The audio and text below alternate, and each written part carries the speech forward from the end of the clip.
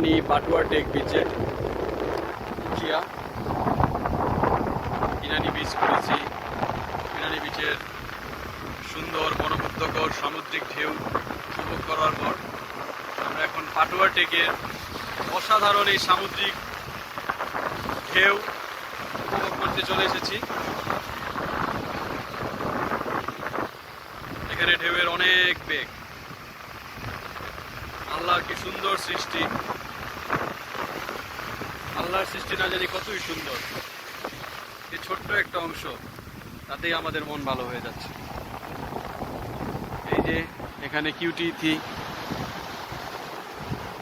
ঝিনুক কুড়াচ্ছে, সামুদ্রিক প্রবাল, ঢেউয়ের সাথে সাথে যে প্রবালগুলো ভেসে আসতেছে এগুলা এখানে কুড়াচ্ছে। আমাদের সাথে যে বসর আঙ্কেল আছেন, এখানকার স্থানীয়, আমাদের খুব কাছের একজন মানুষ। আর এখানে ইথিকে দেখা যাচ্ছে, সে পলিথিন ভরে ঝিনুক কুড়িয়েছে। আর আমি এখানে একাকী সামুদ্রিক ঢেউ উপভোগ করতেছি। এটা হচ্ছে পাটুয়া টেক বিচ।